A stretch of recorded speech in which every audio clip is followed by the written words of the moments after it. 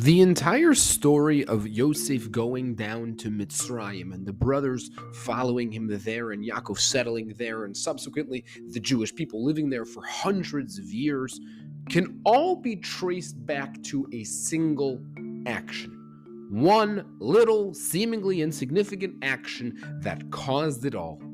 Yaakov's decision to give Yosef a special coat, the Ksoines Pasim, a uniquely majestic suit that Yosef wore. This caused the brothers to be jealous of Yosef, which led to the brothers sending Yosef to Mitzrayim, which led to his becoming a second in command, which led to other brothers to need him, etc. There's an overwhelmingly obvious question, which is, what was Yaakov thinking?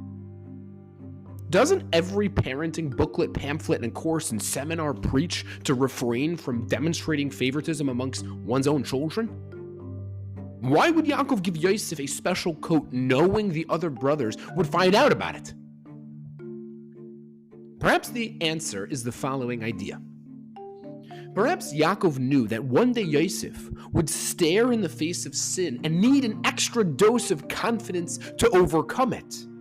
Perhaps Yakov felt that it was so necessary for Yosef to develop what Musar Sfarim call gaiva to kedusha, confidence in holiness, that it was worth giving him this royal coat despite the potential rivalry it would cause. Perhaps Yakov saw in his Ruach HaKodesh that there would one day be a day when Yosef would need every ounce of confidence he could muster to overcome the challenges and temptations his life would throw at him. Perhaps this coat would give him that. And how right Yaakov was. For what is the approach Yosef takes when he's approached by the wife of Potiphar to commit a sin with her? He says to her, do you know who I am? Do you know what I represent? I'm not a moral-free janitor. I'm not a scoundrel from the street. I'm the second in command of this house.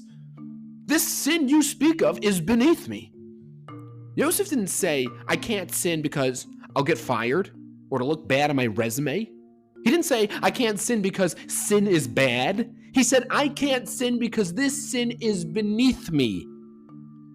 Sometimes when we face sin or temptation or the naysayers or the peanut gallery, we need to tell ourselves that we are majestic. We are royal. It is beneath us. We are eagles in a world of chickens.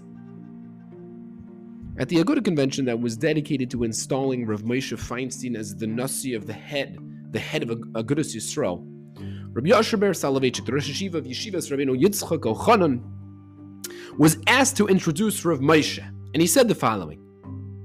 He said, it says in Eruvin Daf Yud Ches Amud Beis that it is proper to say some of one's praises in front of him, but not all of them. For doing so will lead to gaiva, to haughtiness.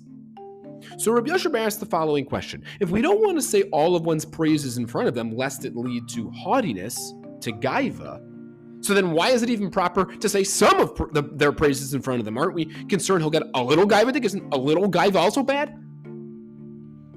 So he answered that sometimes when a person is so many levels higher than the rest of his surroundings, when someone is in a completely different stratosphere of greatness, the simpletons on earth do not understand him. They begin to get confused. Their confusion leads to resentment, and they begin to question the decision-making of the leader. And this, in turn, runs the risk of forcing the leader himself to question his own ability to make proper decisions. And therefore, we say some of his praises in front of him, reminding him that he is great, reminding him that the peanut gallery is beneath him, reminding him that the world of the naysayers and the confusion mongerers is below him.